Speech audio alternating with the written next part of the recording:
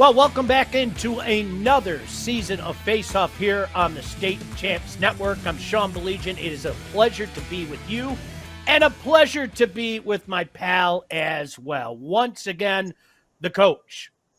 Coach Durham is going to be joining us this year. And Bull, it's a pleasure having you again, talking about a great sport. We've talked about it years running now. We're going to continue to say it. It continues to grow here in the great state of Michigan. Yeah, it's pretty awesome, isn't it? We're back at it again. It's been an interesting preseason, to say the least. I mean, here's what's funny is like a lot of coaches schedule indoor time or you try to get ready for that Michigan weather. And then the first week of tryouts, it's actually beautiful. We get to practice outside. And then all of a sudden, here comes the bad weather right in the beginning of the season. So people have had some games canceled because of that. But we had some preseason scrimmages to start. Like I know we played at Brighton. There's probably about, I'd say 15, 20 teams that played there, both varsity and JVs. And so you got a good chance to see how your team can do. That was really great. It was really interesting, and it helps you kind of see where you're at as a team. And then, the other weather started.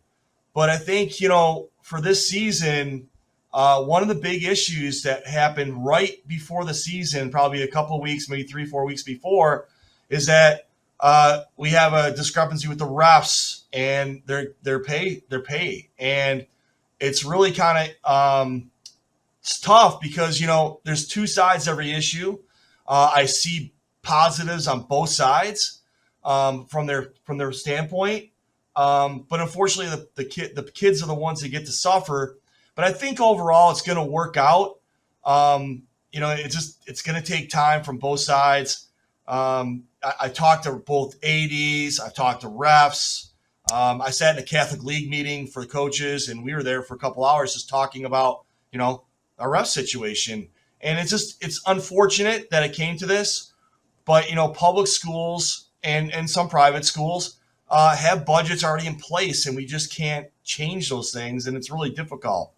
But at the same time, I think refs in Southeast Michigan deserve to get paid more. And, it's both ways. It's just the timing of the issue, I think, that makes it look difficult. But, all in all, we need refs, and we need good ones. And hopefully we get more and more people, especially watching this podcast, to come out and actually get certified as a ref, because it's a great sport and we want you to be part of it. So.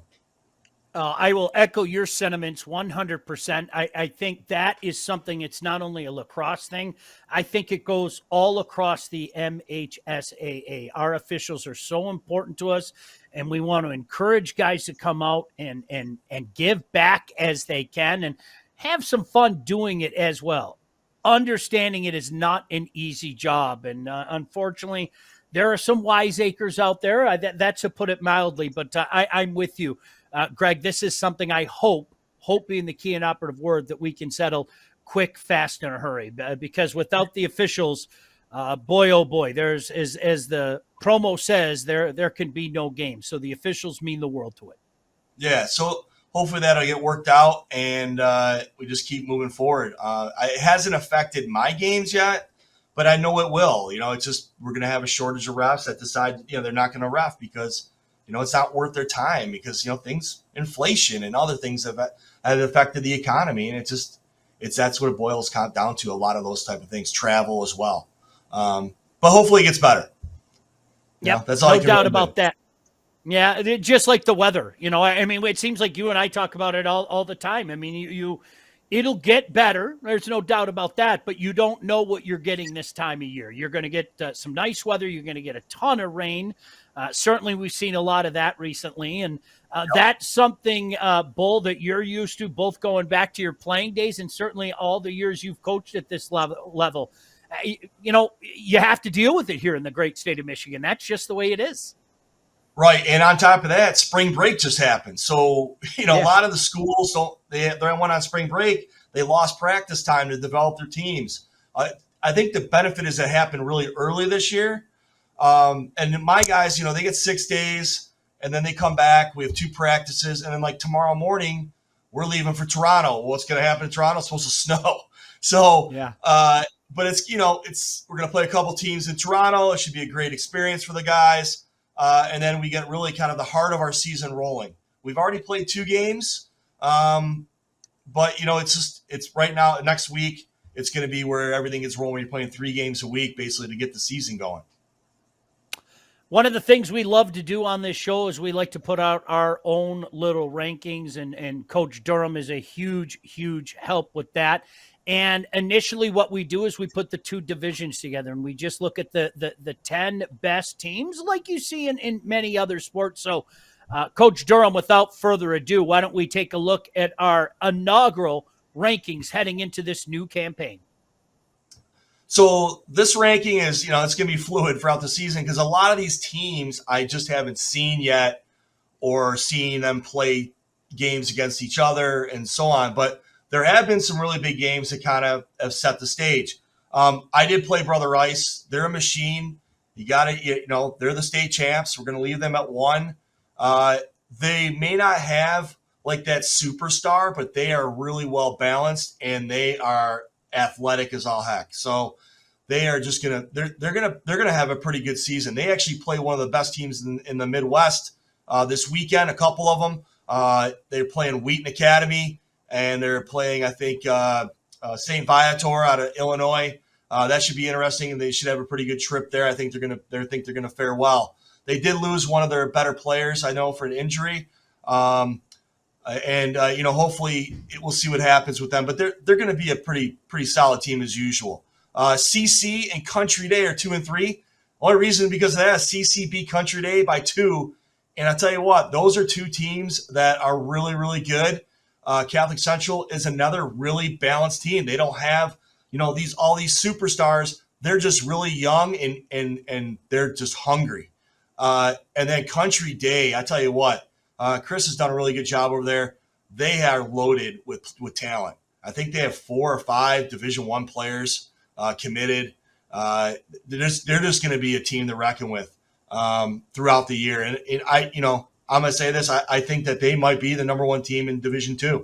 Right behind them is going to be is Forest Hill Central, who is always good. I mean, I've never seen them not good. It's in all my years of coaching. They've always been a talented. They got a great coach, Andy Shira.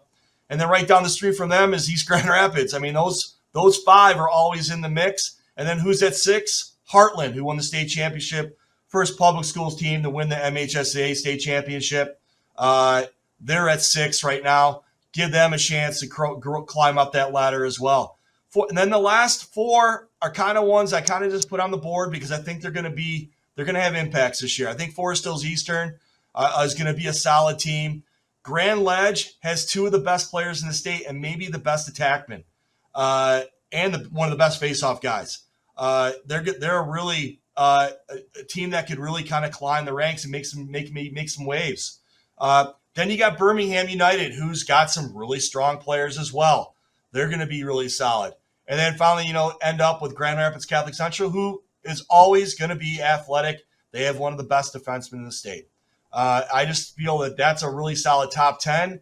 I know I might have left some people out, but things can change in a week or so, and we're going to see some more games being played. So, well, that's the beauty of these lists is you have an opportunity, and I like the way you did it, Coach. Is you could make an argument for DCD, no doubt, but when you got that head-to-head, that speaks a lot. There's no doubt about that. That doesn't mean that it can't flip, but very fluid. I love that you use that word. And, it just so happens on cue, we're going to give you our inaugural Warrior Player of the Year list. And same thing, if you don't see your name on here right now, that doesn't mean that it's not going to be on the list. As we say for all the other sports, the lists are fluids. Your play can dictate it. Reach out to the coach, reach out to me, reach out to state champs and let us know. But there it is, Coach, our inaugural Warrior Player of the Year. Yeah, and it's a really balanced list. You don't see too many guys from one school. I think actually Grand Ledge is the only one that has 2, and that's because they have 2 of the best players in the state. But that could change overnight. When things get voted and we see other players and players have big games against good schools, you're going to see things change. There's no doubt about it. And you know what else happens? Injuries happen. Things happen throughout the year. And, you know, some guys just all of a sudden come out of nowhere. And that's what's great about high school sports is kids in the off season work really hard to get better. They may not be noticeable yet, but as soon as you start seeing them in the games where they're scoring 4 or 5 goals, or they're just stopping they're playing great defense, or a goalie just is coming out of nowhere. You know, we have 2 goalies on the list. We got 3 attackmen, a bunch of minis, and 1 defenseman right now. But that can change, and I know it's going to change. I love when you take a look at this list as well. You see a lot of areas of the state represented as well, Coach. And I think that bodes well for the game in the state. We've talked about it ad nauseum. It gives us an opportunity to say it again. It continues to grow. You've got the usual suspects. You've got the usual pockets where this game has been strong for many years, but you're starting to see it, you know, spill into some other programs and new programs popping up. And with that, tremendous talent on the horizon as well. And as we say all the time, just because you're not on this list now doesn't mean that you might not be on it by the end of the year. What you see right now is not the way it's going to end. You can be a part of it. Make sure you go to the State Champs website. You can vote for this. Our online winner automatically goes into the Final Four. I think that has always been such a great way to do it. And Coach, this year is no different. So vote early, vote often, and you can let your voice be heard. But a fantastic list, a diverse list, you know, guys all over the field, Coach, representing this great game. Yeah, and what's great is that, you know, I talked to half a dozen coaches about certain players. I talked to coaches about their own players, you know, and I asked, you know, the question I always ask is, if you can name a kid that's not in your program that you know that would start for you right away, or be that you think might be the best player in the state, who is that? And they all came up with different names, and that's another reason that I like doing this. You know, there's a couple guys that were on the list last year that are here.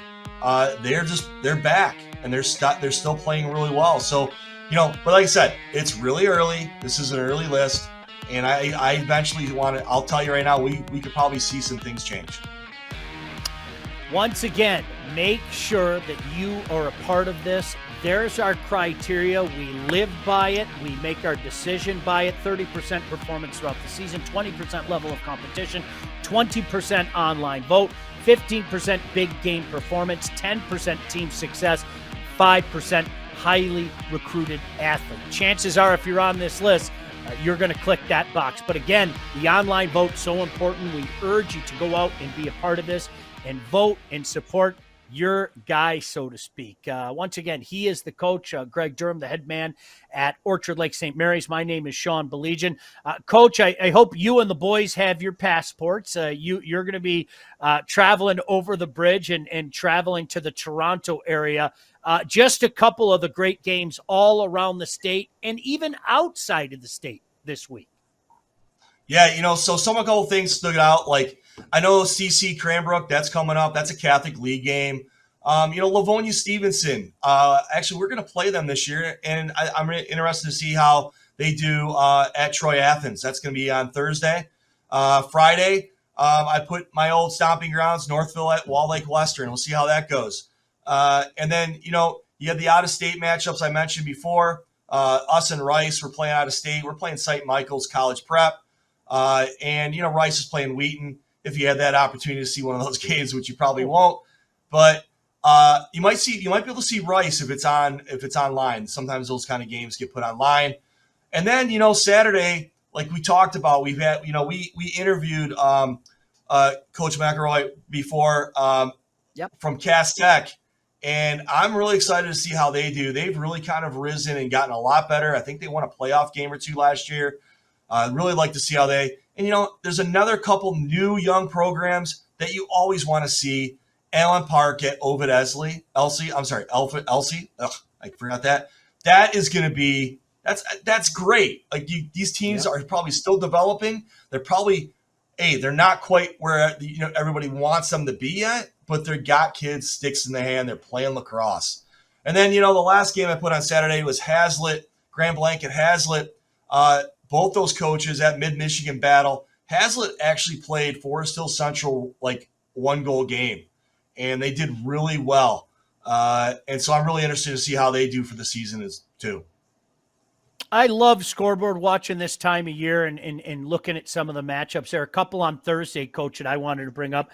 Traverse City Central, Birmingham United, Okemos Clarkston. Those are a couple of games that jump out to you. I mean, that's the beautiful thing about this, Coach. There are intriguing storylines. You could have two of the usual suspects coming together. You could have, some of the new kids on the block that have made a little noise or waiting to make some noise yet. That's the best thing about taking a look at the schedule. And the beautiful thing about this, there's always a game somewhere in your area. Get out, support the local team, go watch some great lacrosse. Not only the kids putting their heart and soul into it, but a lot of coaches like Coach Durham out there as well. And hopefully it's not snowing for you, Coach, when you guys make that trip to Toronto. The last time we went in 2019, I just remember taking a picture of the snow just going through the blizzard. Not a blizzard, but the flurries.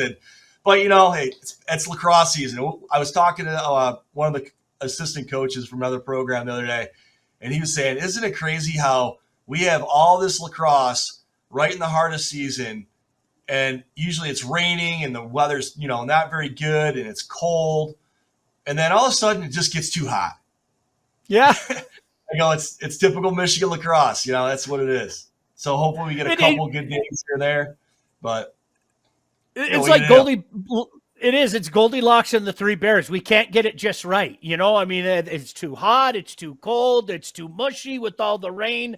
That's the way it is, but that's part of the deal, and that's why we love this great game. Coach, always a pleasure chatting with you. I know we're going to get an opportunity to do it again next week. Make sure you go vote in our Warrior Player of the Year competition. Just go to the state champs website.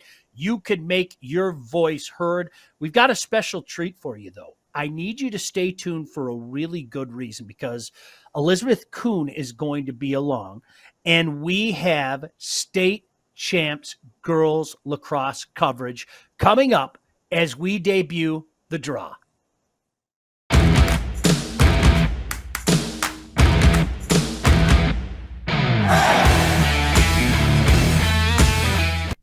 Hey, thanks so much, Sean. We are so excited to be here at the State Champ Studio. Here today, I'm here with Coach Emma Kuehl for the LTU women's lacrosse team, and you were the former Detroit Country Day head coach. I mean, we're here with the draw, a place to talk all about girls lacrosse. How special is it to have this platform? I love it. It's huge. I think Michigan lacrosse, both at the collegiate and at the high school level, has just exploded in the past few years. So the time is now to have a platform to really highlight, our players who are in high school and our players who are at the collegiate level. We're seeing, University of Michigan, Grand Valley, LTU, and all these other schools really pushing the envelope in their various collegiate divisions.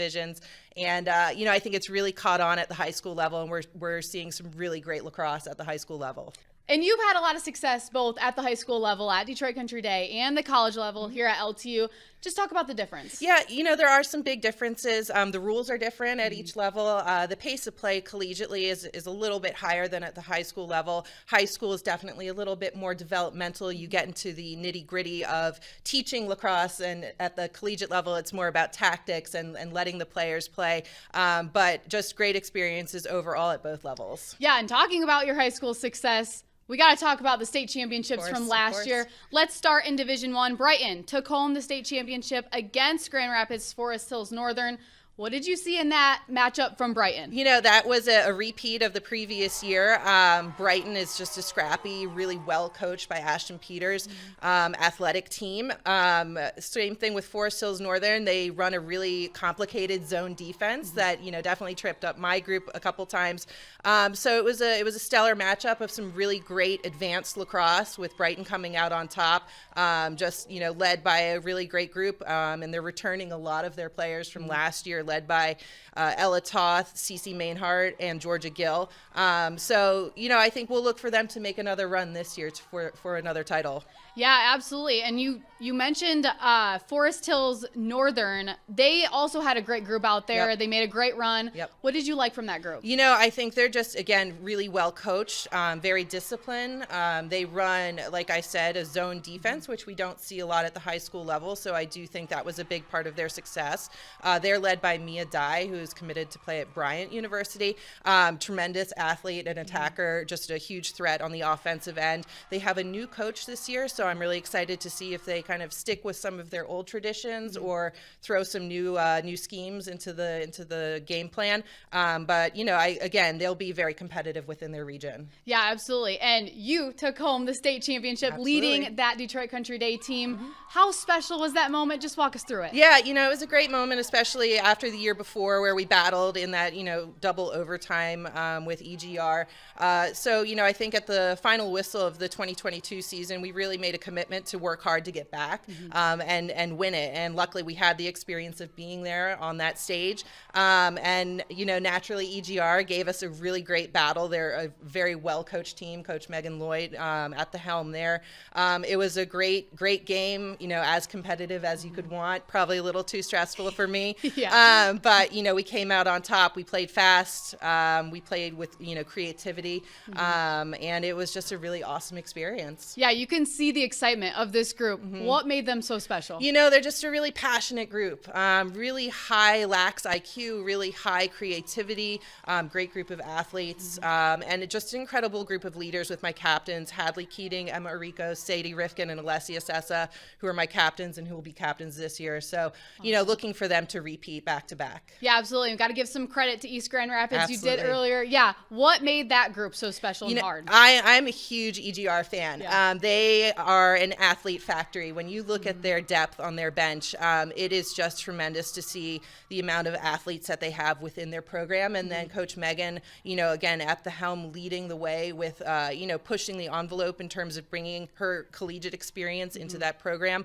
They're just a really great group of competitors and athletes who take it to you every day. And it's just great. So, you know, I would predict we'll see DCD and EGR in the final again. I love it. And we've already mentioned a couple of big names that you're looking forward to this season, but who would you say are some names that we really need to keep a lookout? Yeah, so outside of EGR and DCD, you know, I think there are a lot of great lacrosse players within the state who, again, you know, are really pushing the envelope and looking to play at the next level and, you know, leading the way kind of that next generation of players. So Kellen Hudson, East Grand Rapids, she did not play last year due to injury. She's a stellar defender from what I've heard. So she's someone that I'm really excited to see on the field this season, to really see how she contributes within that system. And, you know, I mean, I guess I'm kind of glad that she was not on the field when we played them last year.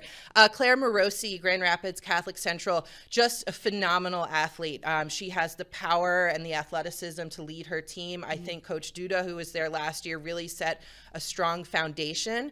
So I'm excited to see what Claire can do, and she has a great group of supporting members around her at Catholic Central. And then finally, Mackenzie Conway, a goalie out of Mercy, tremendous athlete. I think in women's lacrosse, we're seeing our goalies become more active and more athletic, and I think Mac is definitely leading the charge on that, and she definitely gives teams some trouble when it comes to anchoring her defense. So I'm really excited to see her in action this year.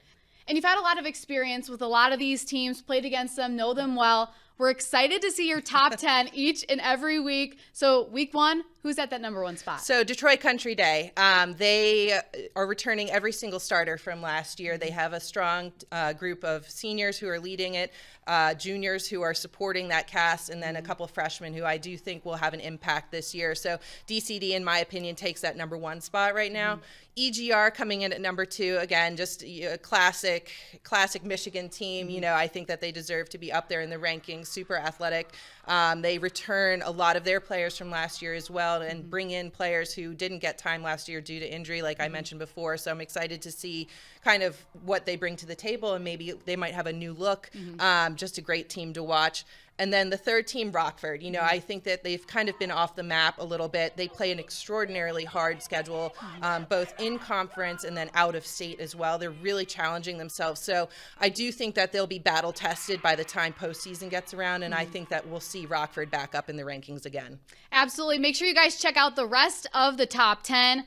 We are super excited to see what teams move around. Yep. What are you looking forward to most heading into our second week here? I'm just excited to see teams compete. I think we've just came out of high school spring break, so everyone's a little rusty, and we're finally getting back into game mode again. So it's exciting to see the student athletes out there on the field getting back to work. And I just look forward to seeing the teams in action and competing against each other, and seeing how far we get when it gets to postseason. Absolutely. We're super excited. We're going to make sure we keep you guys updated with all the teams across the state all season long. Thanks so much for tuning in, and we'll see you next week.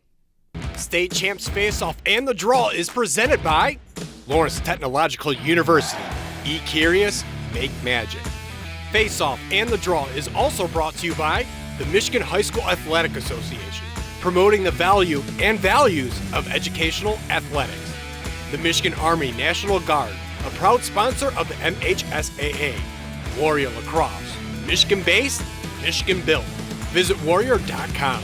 And the Detroit Athletic Club Foundation's Michigan High School Male and Female Athlete of the Year Award.